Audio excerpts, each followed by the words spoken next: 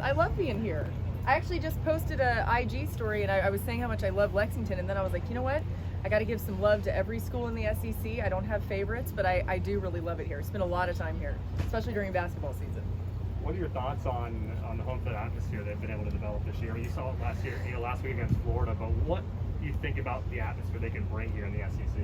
Yeah, I think it's phenomenal, and it speaks to what Coach Stoops has built here. It speaks to the buy-in from the fans, and from these fans. It's one of the greatest fan bases in the country for all sports, but for them, to show up this way and to continue to be a big reason why this team is able to win games. I mean, it's certainly something. You look back at last week and some of the communication issues for Florida, the penalties, things like that. Obviously, some of that's on Florida, but a lot of it's on the crowd noise, and I expect them to do that once again tomorrow night. I think it's a huge advantage for Kentucky to be able to have this one at home. Ryan and Marty were talking about how Kentucky can be a blueprint for programs in terms of patience and letting a guy like Mark Stoops just develop this over time. Do you feel the same way? It's a blueprint for what other SEC teams should look to do? 100%. I think that anybody who questioned Coach Stoops probably feels bad about that now, right? Because what he's been able to do here has been remarkable. And you realize that, when you look around this conference, you're not going to necessarily, nobody is able to recruit at the level of the Alabamas and even the Georgias at times. But yet you can develop talent, and you can get that buy-in. And I was thinking today just what this team has been through with some of the tragedies, losing Coach Schlarman, having to watch Josh Paschal go through chemotherapy, and Chris Oates, and just all these stories of guys that have gone through so much together, and sometimes that doesn't affect teams positively at all and can put them in a situation where they're not able to go forward with that. And yet this Kentucky team continues to show so much resilience. It's just been remarkable to watch, and so much of that is a credit to Coach Stoops and a credit to the administration here sticking by him.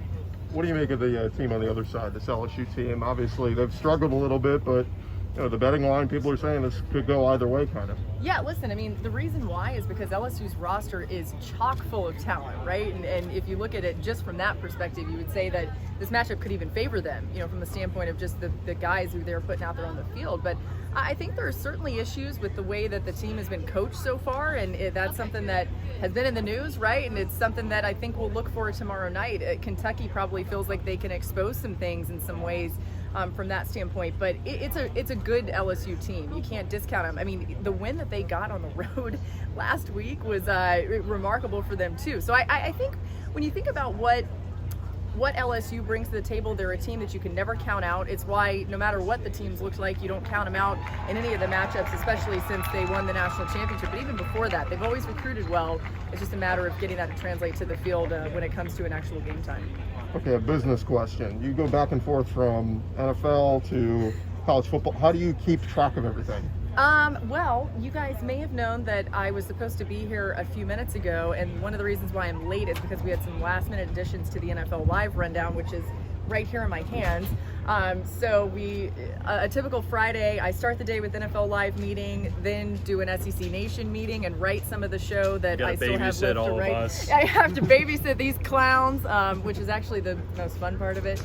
And then I transitioned to another NFL Live meeting, and during that, some SEC Nation stuff too, and then get in the NFL Live rundown, kind of finish that writing, and then tonight, once that's done, sort of switch back full-time to SEC for the next few days. So my brain is scrambled eggs at most times, but the good thing is, I think, especially with this show and covering this league for so long, this is my pride and joy is to be part of this show, and so it's something that no matter what else I'm doing, this has always been incredibly important to me. I'm thankful to still be here. How much have you enjoyed watching everyone embrace your daughter and your weekly picks? It's so much fun. Thank you for saying that. It's funny because I actually, this year, I wasn't sure if we were going to do it again because she turned 2 last week. I'm like, maybe people are tired of this, maybe it's overkill. Wow, we got the copper here. But what I found is that I think people at this point just want something that's going to make them smile, and I'm really thankful that she makes people smile, and she's obviously I'm biased, but she's an incredibly special little girl, and she's picking this game this week, so you'll have to stay tuned to see who she picks, but it's a really good one. I think people are going to like it. Just a quick thought, there's been different iterations of the SEC Nation crew. What do you make of this grouping this year? The chemistry's off the charts, and I think a lot of that has to do with the fact that we've put so much thought into putting people together who really enjoy each other. The addition of Jordan Rogers and Roman Harper to this crew has been phenomenal and so much fun. And this is a group that last year we had to do the entire thing remotely, and it was incredibly difficult and hard to sort of keep the vibe that we've tried to build for all these years. So to be able to finally be back together again and to be back on campuses and amongst fans and just to see the beauty of the SEC in person has been such a joy for us. But I think too, there's such a storied history of this show. You look back and Joe Tessitore is the first host, who's been a wonderful mentor to me, Maria Taylor after that, and Marcus Spears being on this show, Tim Tebow being the only one that's been here the entire time. It's just really been special to watch how it's grown, and I hope just to continue to grow it as long as I'm fortunate enough to be a part of it.